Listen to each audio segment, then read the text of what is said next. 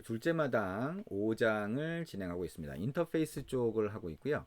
우리 인터페이스라고 하는 거에서 자 버튼을 클릭했을 때 우리가 코드를 넣어줬던 셋온 클릭 리스너가 어떻게 만들어진 건지 한번 보고 있습니다. 그리고 셋온 클릭 리스너에 들어가는 코드를 몇 번에 걸쳐서 이제 축약을 할 텐데요. 원래 코드는 이렇게 들어가는 게 맞다라고 하는 겁니다. 이렇게 들어가는 게. 그래서 인터페이스를 구현하는 코드가 이렇게 들어가야 되니까 오브젝트 땡땡이라고 하는 키워드를 이용해서 이렇게 만들 수가 있다.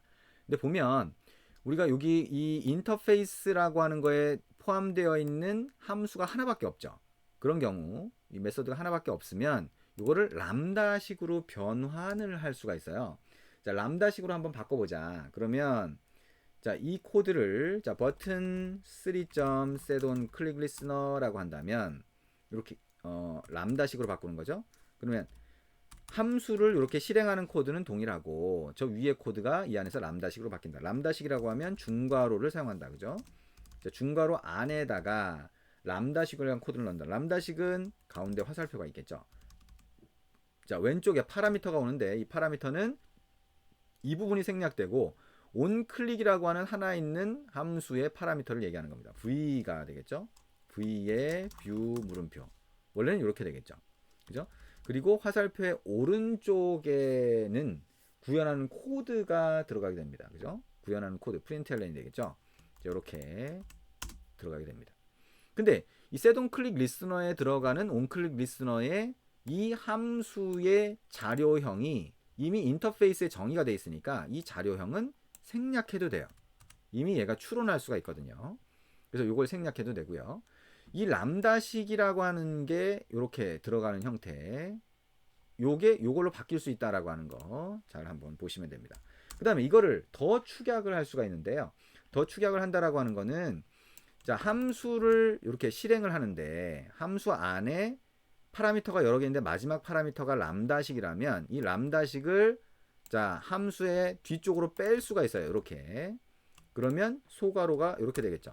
근데 소괄호 이렇게 된 상태. 이렇게 바뀔 수 있구나라고 하는 거 생각을 해보라는 거고요. 그 다음에 이 소괄호만 있으면 소괄호는 생략할 수 있다. 아하, 이렇게 될 수가 있다라고 하는 얘기가 되겠죠. 그 다음에 이 상태에서 다시 또 축약을 할 수가 있는데 다시 또 축약할 수 있는데 여기 보면 v가 사용이 안 되고 있죠. 그리고 이 v라고 하는 파라미터는 하나입니다. 하나의 파라미터만 있는 경우 또는 이게 사용되지 않는 경우 그러면 이거 전체를 생략할 수 있습니다. 이런 모양이 되는 거죠. 혹시나 이거를 사용하겠다라고 하는 경우에는 여기 엔터를 한번 쳐볼게요.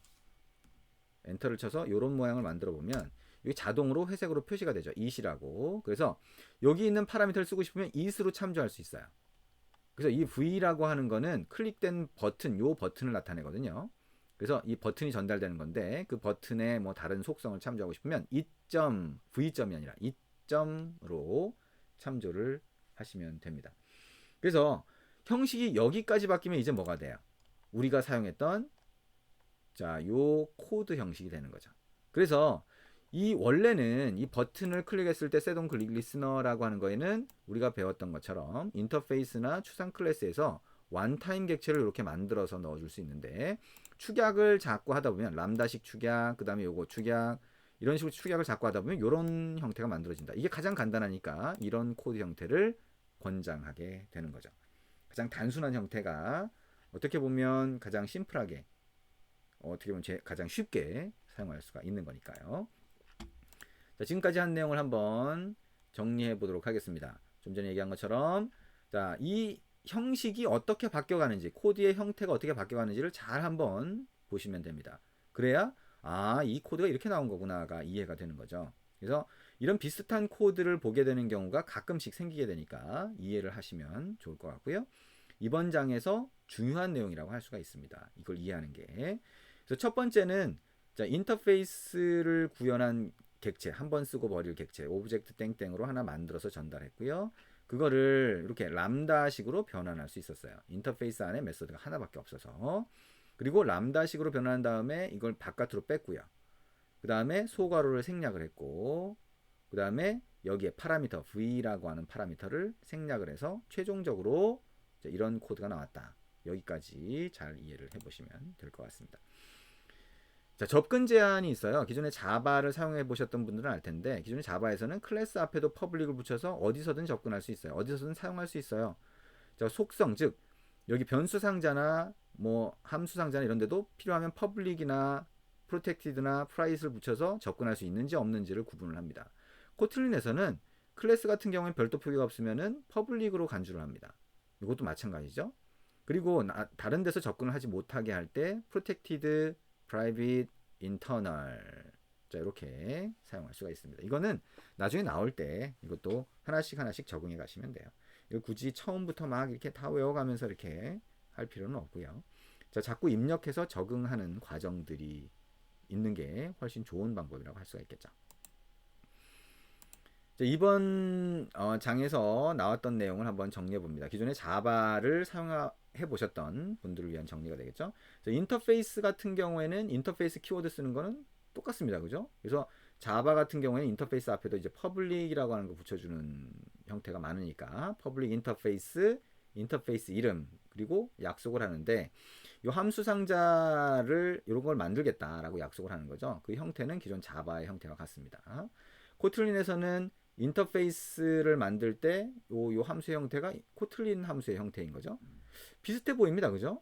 비슷해 보이고 이 코틀린 형식으로만 바꾸면 되나 보다라고 생각할 수가 있습니다. 인터페이스를 구현할 때의 얘기입니다. 자바에서는 implement를 사용합니다. 상속할 때는 extends, 그 다음에 구현할 때는 인터페이스를 구현할 때는 implement를 사용을 했죠. 코틀린에서는 둘 다 콜론을 사용합니다. 상속이나 인터페이스나 인터페이스 구현에 둘 다 콜론을 사용하게 되고요.